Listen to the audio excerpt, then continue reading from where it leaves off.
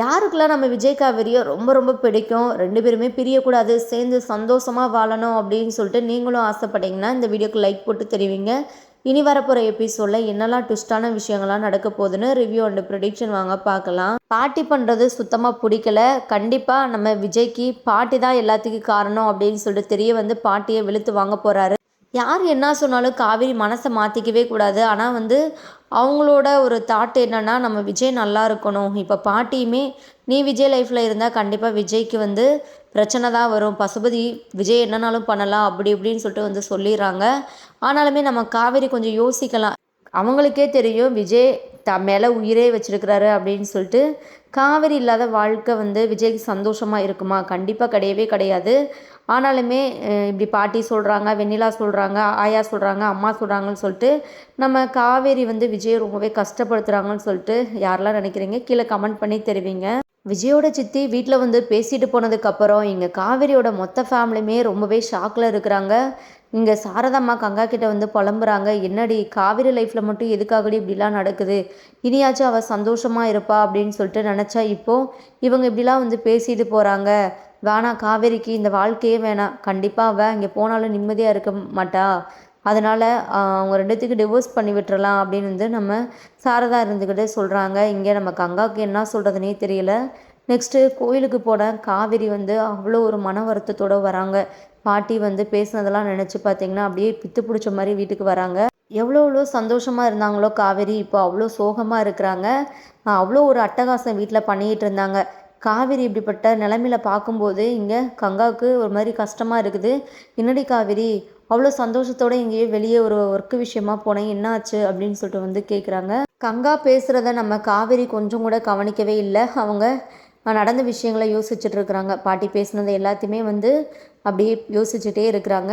உடனே கங்கா ரெடி, காவேரி உனக்கு என்னடியே ஆச்சு, எதுக்காக இப்போ பித்து பிடிச்ச மாதிரி இருக்கிற, நான் பேசுகிறது கேட்குதா இல்லையா அப்படின்னு வந்து கேட்குறாங்க. அப்போ தான் காவேரி சுயநினைவுக்கே வராங்க. என்னக்கா என்னாச்சு, என்ன பேசுனேன், ஒன்றும் எனக்கு கேட்கலையே, அப்படி என்ன ஞாபகத்தில் தான் இருக்கிற, இல்லை சும்மா தான், இன்னும் அவ்வளோ சந்தோஷமாக இருந்தடி, எங்கேயோ வெளியே போகிற முக்கியமான விஷயம், இது இனி வந்து எல்லாமே சந்தோஷம்தான் அப்படி இப்படின்னு சொல்லிட்டு போனேன், இப்போ என்ன இவ்வளோ ஒரு சோகமாக வந்திருக்கிற, என்ன என்ன பிரச்சனை அப்படின்னு சொல்லிட்டு வந்து கேட்குறாங்க.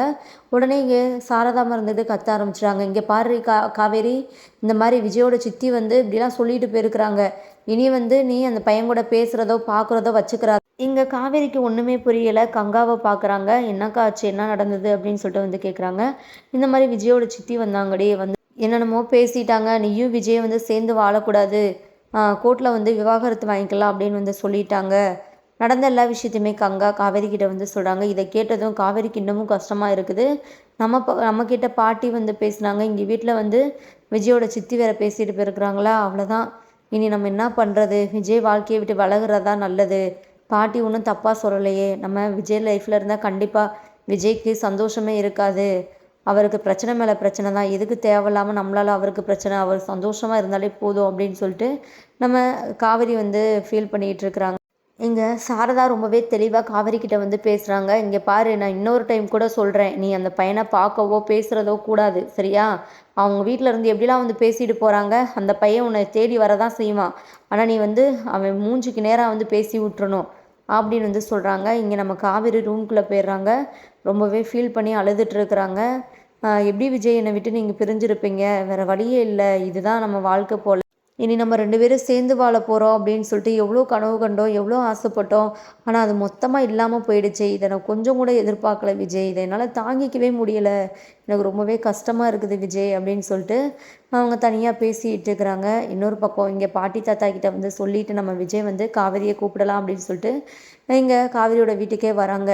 இங்கே விஜயை பார்த்ததுமே சாரதமாக இருந்துக்கிட்டு, எதுக்காகப்பா இங்கே வந்த அப்படின்னு சொல்லிட்டு வந்து கேட்குறாங்க. உடனே விஜய் இருந்துக்கிட்டு, இந்த மாதிரி நான் காவேரியை கூப்பிட்டு போகலாம் அப்படின்னு சொல்லிட்டு தான் வந்தேன், தயவு செஞ்சு காவேரியை என் கூட அனுப்பிச்சி விடுங்க, அவளை நான் நல்லாவே பார்த்துக்குவேன், இப்போ வெண்ணிலா பிரச்சனையும் முடிஞ்சிருச்சு, இனி வெண்ணிலா வந்து எங்களுக்கு எந்த ஒரு தொல்லையும் பண்ண மாட்டா, பிரச்சனை கொடுக்க மாட்டா, நீங்கள் பயப்படவே வேணாம், வெண்ணிலா என் லைஃப்பில் இருந்தனால தானே நீங்கள் ரொம்பவே யோசிச்சிங்க, இப்போது எல்லாமே கிளியர் ஆகிடுச்சு, தயவு செஞ்சு அத்தை நீங்கள் காவேரி என் கூட அனுப்பிச்சி விட்ருங்க, நீங்களும் வாங்க, நம்ம எல்லாருமே முன்னே எப்படி இருந்தோம் ரொம்பவே சந்தோஷமாக அதே மாதிரி இருப்போம் அப்படின்னு வந்து பேசுகிறாங்க. உடனே இங்கே சாரதமாக கோவம் வருது. எதுக்காக இப்போ நடக்காததை வந்து பேசிகிட்டு இருக்கப்பா, தயவு செஞ்சு இங்கேருந்து கிளம்பு, கோவப்படுத்தாத, என்னை ரொம்பவே கஷ்டப்படுத்துகிற நீனு. எதனாலும் நான் பேசிடுவேன், அப்புறம் உனக்கு ரொம்பவே மனசு கஷ்டமாயிரும் அப்படின்னு வந்து சொல்கிறாங்க. நான் காவேரி இல்லாமல் இந்த இடத்த விட்டு நகல மாட்டேன் எனக்கு காவேரி என் வாழ்க்கைக்கு ரொம்பவே முக்கியம், அவள் எனக்கு வேணும் கண்டிப்பாக அப்படின்னு வந்து விஜய் ரொம்பவே பிடிவாதமாக இருக்கிறாங்க. இங்கே நம்ம சாரதாவுக்கு ஒன்றுமே புரியலை.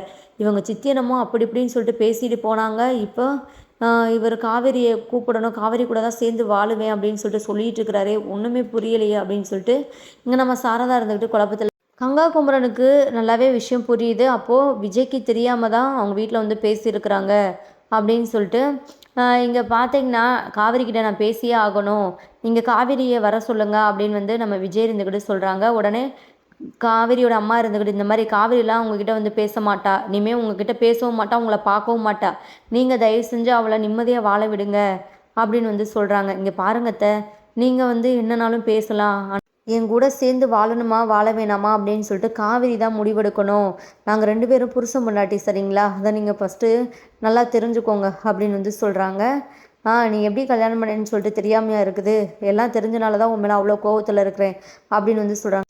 அப்போது எனக்கு புரியாமல் நான் பண்ணிட்டேன், ஆனால் இப்போது நான் காவேரியை ரொம்பவே மனசார விரும்புகிறேன், தயவு செஞ்சு எங்களை பிரிச்சிடாதீங்க அப்படின்னு சொல்லிட்டு நம்ம விஜய் ரொம்பவே பார்த்திங்கன்னா கெஞ்சுறாரு. ஆனால் நம்ம சாரதாவோட மனசு கொஞ்சம் கூட இறங்கவே கிடையாது.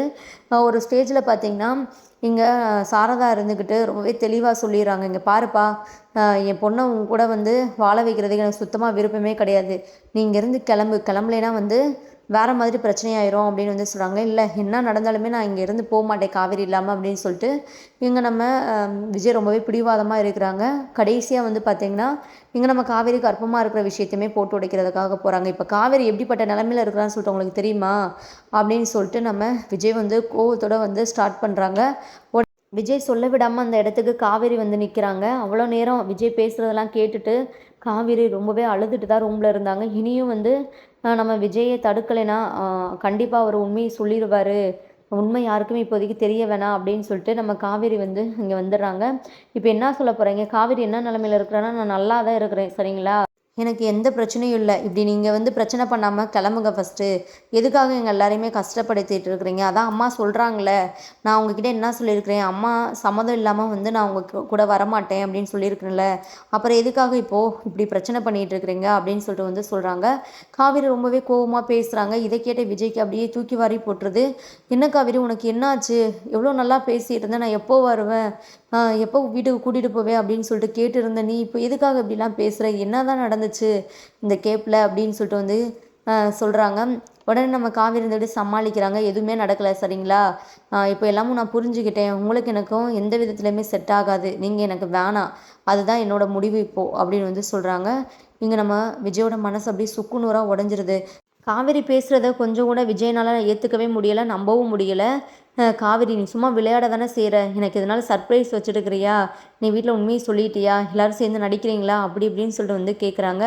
நீங்கள் என்ன பைத்தியமா, எதுக்காக இப்படி பைத்தியம் மாதிரி பேசிகிட்டு இருக்கிறீங்க, நான் தான் ஓப்பனாக சொல்கிறேன்ல, உங்கள் கூட எனக்கு வாழ்கிறதுக்கு விருப்பமே கிடையாது, அப்போது வந்து நான் வந்து நினச்சது வேறு, இப்போ வந்து என் மைண்டில் வேறு ஓடுது, எங்கள் அம்மாவுக்கு வந்து உங்களை பிடிக்கலை, அவங்க வந்து இன்னுமே மனசு மாறலை, எப்போவும் மாறப்போகிறதில்ல, அதனால் நான் என் முடிவை மாற்றிக்கிட்டேன், தேவையில்லாமல் நீங்கள் வந்து இந்த மாதிரி என்கிட்ட வந்து பேசுகிறது, என்னை வந்து தொல்லை பண்ணுறது இதெல்லாம் வச்சுக்காதீங்க, உங்கள் வாழ்க்கையை பார்த்துட்டு நீங்கள் வந்து போங்க அப்படின்னு வந்து நம்ம காவேரி வந்து மனசை கல்லாக்கிக்கிட்டு தான் பேசிகிட்டு இருக்கிறாங்க. நம்ம விஜய் அதை கொஞ்சம் கூட தாங்கிக்கவே முடியலை. இல்லை காவேரி நீ வந்து பொய் சொல்கிற, என்னை விட்டு உன்னால் இருக்கவே முடியாது, அதே மாதிரி தான் நீ இல்லாத வாழ்க்கை எனக்கு இல்லவே இல்லை, உன்னை விட்டு நான் இருக்கவே மாட்டேன், இப்போ கூட நான் கட்டின தாலி உன் கழுத்தில் இருக்க தானே செய்யுது அப்படின்னு வந்து சொல்கிறாங்க. உடனே ஓ இப்போ இது இருக்கிறதா உங்களுக்கு டிஸ்டர்பாக இருக்குதா, அது வந்து டிவோர்ஸ் ஆனதுக்கப்புறம் நான் கழட்டிடுவேன், அப்போது நீ டிவோர்ஸ் பண்ணலான்னு சொல்லிட்டு முடிவு எடுத்துறியா காவேரி, ஆமாம் முடிவு எடுத்தாச்சு, ஆல்ரெடி வீட்டில் பேசிட்டு தான் இருந்தாங்க, இப்போ எனக்கு முழு சம்மதம் சொல்லிட்டேன் அப்படின்னு வந்து சொல்கிறாங்க. அடுத்தடுத்து நம்ம காவேரி விஜய்க்கு ரொம்பவே ஷாக் கொடுக்குறாங்க. உடனே நம்ம காவேரி இருந்துக்கிட்டு இப்போது இந்த தாலி என் கழுத்தில் இருக்கனால தானே இவ்வளோ உரிமை கொண்டாடிட்டு இருக்கிறீங்க அப்படின்னு சொல்லிட்டு அந்த தாலியை கலட்டுறதுக்காக போகிறாங்க. எல்லாமும் விஜய் நல்லா இருக்கணும் அப்படின்னு சொல்லிட்டு மனசுலேயே வந்து நினச்சிட்டு தான் எல்லாமும் பண்ணுறேன். உடனே கங்கா இருந்துட்டு காவேரியை வந்து தடுக்கிறாங்க. காவேரி என்னடி பண்ணுறேக்கா, விடுக்கா, இந்தாங்க உன் தாலி நீங்களே கொண்டு போங்க அப்படின்னு சொல்லிட்டு காவேரி கழுத்துலேருந்து கலட்ட போகிறாங்க. கங்கா வந்து தடுத்துடுறாங்க. காவேரி இப்படிலாம் பண்ணாத, எதுனாலும் வந்து நம்ம வந்து டிவோர்ஸ் வாங்கினதுக்கப்புறம் பண்ணிக்கலாம், நீ அவசரப்பட்டு எந்த ஒரு முடிவு எடுக்காத அப்படின்னு வந்து சொல்கிறாங்க. நெக்ஸ்ட்டு பார்த்தீங்கன்னா, இப்போ மட்டும் நீங்க போல, இதுக்கப்புறம் என்ன நடக்கும்னே தெரியாது விஜய். உங்களுக்கு தெரியும் என்னை பத்தி நான் எவ்வளோ பிடிவாதக்காரி அப்படின்னு சொல்லிட்டு. கண்டிப்பா நான் யார் சொன்னாலும் கேட்க மாட்டேன். நீங்க கட்டின தாலிய உங்க முகத்திலேயே நான் வந்து வீசி எறிஞ்சிருவேன். கிளம்புங்க அப்படின்னு வந்து சொல்றாங்க. உடனே பார்த்தீங்கன்னா, நம்ம விஜய் இருந்துக்கிட்டு, இல்ல நான் கிளம்பவே மாட்டேன் அப்படின்னு சொல்லிட்டு பிடிவாதமா இருக்கிறாங்க. இங்க நம்ம சாரதாம்மாவுக்கு கோவம் வந்துருது. என்ன குடும்பமா சேர்ந்து நாடகம் ஆடிட்டு இருக்கிறீங்களா? அப்படின்னு விஜய் கிட்ட வந்து கேட்குறாங்க. உடனே விஜய் இருந்துக்கிட்டு, நாங்க என்னங்கத்த நாடகம் ஆடினோம்? நாங்க எதுவுமே பண்ணலையே. இப்போ வரைக்குமே காவேரி தான் எங்க வீட்ல வந்து வாழணும் அப்படின்னு சொல்லிட்டு நாங்க எல்லாருமே ஆசைப்படுறோம். இது தப்பா? எங்கள போயிட்டு நாடகம் ஆடுறோம் என்னென்னமோ சொல்றீங்க.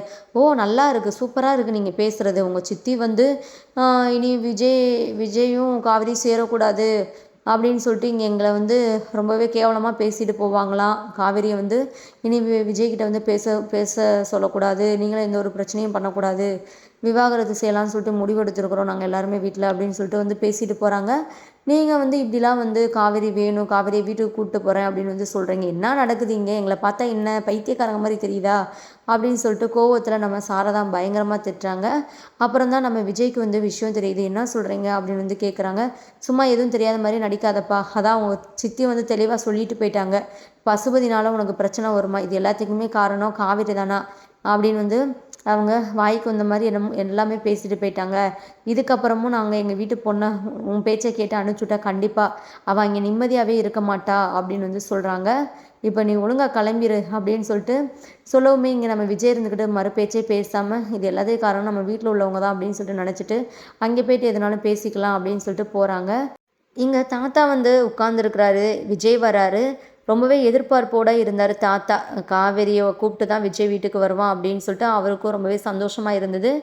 இங்கே எட்டி எட்டி பார்த்துருக்கிறாரு. விஜயும் வராரு. விஜய் தனியாக வரதை பார்த்துட்டு எங்கள் தாத்தா ஒரு மாதிரி வந்து என்னாச்சு ஏதாச்சும் அப்படின்னு சொல்லிட்டு வந்து நினைக்கிறாரு. என்ன விஜய் எங்கே காவேரி? ஓ பின்னாடி வராளா? எனக்கு எதுவும் சர்ப்ரைஸ் கொடுக்குறாளா? அப்படின்னு வந்து வந்து கேட்குறாங்க. உடனே இங்கே தாத்தா இருந்துக்கிட்டு அவள் வரலங்க தாத்தா, அவள் வரமாட்டா இனிமே நம்ம வீட்டுக்கு அப்படின்னு வந்து சொல்கிறாங்க. ஏன் என்னாச்சு விஜய்? மறுபடியும் உங்களுக்குள்ளே எதுவும் பிரச்சனையா அப்படின்னு வந்து கேட்குறாங்க. இல்லை என்னால் எந்த பிரச்சனையும் இல்லை. இந்த வீட்டில் இருக்கிறவங்களே நான் நல்லா இருக்கக்கூடாது அப்படின்னு சொல்லிட்டு நினைக்கிறாங்க தாத்தா. அதே எனக்கு ரொம்பவே மனசுக்கு வருத்தமாக இருக்குது அப்படின்னு வந்து சொல்கிறாங்க. ஏன் விஜய் என்னென்னமோ பேசுகிற, சுற்றி வளைச்சு சொல்லாத, எதுனாலும் வந்து ஸ்ட்ரெயிட்டாக சொல்லு. இப்போ என்ன தான் நடந்துச்சு அப்படின்னு வந்து கேட்குறாங்க. சித்தி போயிட்டு காவேரி வீட்டில் இப்படிலாம் பேசியிருக்கிறாங்க. எதுக்காக அங்கே போயிட்டு பேசினாங்க? என்கிட்ட ஒரு வார்த்தை கேட்காம யார் அவங்கள அங்கே போயிட்டு பேச சொன்னா? காவேரி இல்லாத வாழ்க்கை வந்து எனக்கு இல்லவே இல்லை. அது அவங்களுக்கு தெரியாதா? அப்படின்னு வந்து நம்ம விஜய் இருந்துக்கிட்டு சொல்லிட்டு இருக்கிறாங்க. இங்கே விஜயோட சித்தியுமே வராங்க. உடனே தாத்தா இருந்துக்கிட்டு, என்னம்மா என்ன வேலை பார்த்துருக்குற? நீ எதுக்காக இங்கே போன அப்படின்னு சொல்லிட்டு வந்து கேட்டு திட்டுறாங்க. உடனே பாட்டி இருந்துக்கிட்டு, நான் தான் போக சொன்னேன். இப்போ என்ன உங்களுக்கு? வானா காவேரி வந்து விஜய் லைஃபுக்கு தேவையே இல்லை. காவேரினால விஜய் கஷ்டப்பட்டதெல்லாம் போதும். இனி வந்து அவள் வந்து விஜய் கூடலாம் சேர்ந்து வாழ வேணாம். நான் கூட தான் போயிட்டு கோவிலில் வச்சு காவேரி கிட்ட வந்து பேசினேன். நீ வந்து விஜய் கூட வந்து சேர்ந்து வாழக்கூடாது. தயவு செஞ்சு போயிடு அப்படின்னு சொல்லிட்டு. இப்போ என்ன? இப்போ எதுக்காக நம்ம பொண்ணுக்கிட்ட வந்து நீங்கள் இவ்வளோ இதாக பேசிகிட்டு இருக்கிறீங்க கோவமா? எல்லாம் விஜயோட நல்லதுக்காக தான் நாங்கள் பண்ணோம். சும்மாலாம் நாங்கள் எதுவுமே பண்ண கிடையாது அப்படின்னு வந்து சொல்கிறாங்க. இதை கேட்ட விஜய்க்கு இன்னுமே பயங்கர ஷாக்காக இருக்குது. இந்த விஷயத்தில் சித்தி மட்டும் இல்லை, நீங்கள் தான் முழுக்க முழுக்க காரணம் அப்படின்னு சொல்லிட்டு இப்போ தான் பாட்டி எனக்கு தெரிய வருது. நீங்கள் இப்படி இருப்பீங்கன்னு சொல்லிட்டு நான் கொஞ்சம் கூட எதிர்பார்க்கல. காவேரி நீங்கள் திட்டினீங்க அப்போ கூட வந்து சரி ஏதோ என் மேலே இருக்கிற பாசத்தினால வந்து திட்டுறீங்க அப்படின்னு சொல்லிட்டு நான் பெருசாக எடுத்துக்கல. ஆனால் நீங்கள் இந்த அளவுக்கு கேவலமாக இறங்குவேன்னு சொல்லிட்டு நான் கொஞ்சம் கூட எதிர்பார்க்கல பாட்டி. இப்போ உங்களை பார்க்கவே எனக்கு சுத்தமாக பிடிக்கல. நான் சந்தோஷமாக இருக்கணும், நான் நல்லா இருக்கணும்னு சொல்லிட்டு நீங்கள் ஆசைப்பட்டிருந்தீங்கன்னா காவேரியை என் கூட சேர்த்து வச்சுருந்துருக்கணும். நான் அவளுக்காக எவ்வளோ வெயிட் பண்ணேன் தெரியுமா? இவ்வளோ நாளாக ஒரே பிரச்சனை. காவேரியோட அம்மா ஒரு பக்கம் பிரச்சனை பண்ணாங்க. அப்புறம் வெண்ணிலா பிரச்சனை. இப்போ எல்லாமே முடிஞ்சு நான் காவேரி கூட வாழ போகிறேன் அப்படின்னு சொல்லிட்டு எல்லாமே கூடி வர நேரத்தில் இப்படி பண்ணிட்டீங்களே, எல்லாத்தையுமே கெடுத்துட்டீங்களே அப்படின்னு சொல்லிட்டு இங்கே நம்ம விஜய் இருந்துக்கிட்டு பயங்கர கோவப்பட்டு பேசுகிறாரு. இங்கே பாட்டி இருந்துக்கிட்டு எல்லாம் உன் நல்லதுக்காக தான் விஜய். காவேரி இல்லைன்னா என்ன? காவேரியை விட பெஸ்ட்டான ஒரு பொண்ணை நான் பார்த்து உனக்கு கல்யாணம் பண்ணி வைக்கிறேன். நீ ஒன்றும் கவலைப்படாத அப்படின்னு வந்து சொல்கிறாங்க. கல்யாணமா எனக்கா? காவேரி இல்லாத வாழ்க்கையே இல்லைன்னு சொல்லிட்டு இருக்கிறேன். எனக்கு நீங்கள் கல்யாணம் பண்ண போகிறேன்னு சொல்கிறீங்களா? இந்த வீட்டில் இனி ஒரு நிமிஷம் கூட இருக்க மாட்டேன். உங்கள் முகத்திலேயே நான் முழிக்கவே மாட்டேன். உங்களை பார்க்குறதுக்கே எனக்கு சுத்தமாக விருப்பமே கிடையாது அப்படின்னு சொல்லிட்டு விஜய் இருந்துக்கிட்டு கிளம்புறாரு. இங்கே தாத்தா இருந்துக்கிட்டு பாட்டியை பிடிச்சி திட்டுறாங்க. எதுக்காக இப்படிலாம் தேவையில்லாத வேலை பார்த்து வச்சுருக்கிற அப்படின்னு சொல்லிட்டு வந்து திட்டுறாங்க. இங்கே நம்ம விஜய் வேகமாக ரூம்குள்ளே போயிட்டு அவரோட திங்ஸ் எல்லாம் பேக் பண்ணிவிட்டு பேக் எடுத்துகிட்டு போகிறாரு. இங்கே நம்ம தாத்தா எவ்வளவோ தடுத்து பார்க்குறாங்க. பாட்டியுமே வந்து பேசுகிறாங்க, விஜய் நீ எங்கேயும் போ வேணாம், இங்கேயே இரு அப்படின்னு சொல்லிட்டு. நீங்கள் இருக்கிற வீட்டில் நான் இருக்கவே மாட்டேன், நீங்கள் பண்ணதே போதும், எனக்கு நல்லது பண்ணுறேன்னு சொல்லிட்டு எனக்கு நீங்கள் கெட்டது தான் பண்ணி வச்சுருக்கிறீங்க. இப்போ எனக்கு எவ்வளோ கஷ்டமாக இருக்குது தெரியுமா? அது மட்டும் இல்லாமல் காவிரி இப்போ எப்படிப்பட்ட நிலமையில இருக்கிறான்னு தெரியுமா? எதுவுமே உங்களுக்கு தெரியாது. அவள் எனக்காக ரொம்பவே கஷ்டப்பட்டா. அவளை நான் வந்து அவள் என் லைஃப்பில் வந்ததுலேருந்து அவளை நான் ரொம்பவே படுத்திட்டேன். இனியாச்சும் அவளை வந்து நான் சந்தோஷமாக பார்த்துக்கணும்னு நினச்சேன். அதுவும் அவள் இப்போது இருக்கிற நிலமை வந்து சொன்னால் நீங்கள் அவ்வளோ சந்தோஷப்படுவீங்க. ஆனால் பாட்டி உங்ககிட்டலாம் நான் சொல்லவே மாட்டேன் அப்படின்னு சொல்லிட்டு கோவமா விஜய் இங்கேருந்து கிளம்பிறாரு. அடுத்தடுத்து இன்னுமே பார்த்தீங்கன்னா பல இன்ட்ரெஸ்டிங்கான ட்விஸ்டான விஷயங்கள்லாம் நடக்க போகுதுங்க. ஆனாலும் நம்ம விஜய் காவேரி அப்படி பிரித்து வைக்கிறது நல்லாவே இல்லை. சீக்கிரமே விஜய் காவேரி சேரணும் அப்படின்னு சொல்லிட்டு நம்ம எதிர்பார்ப்போடு இருக்கிறோம்.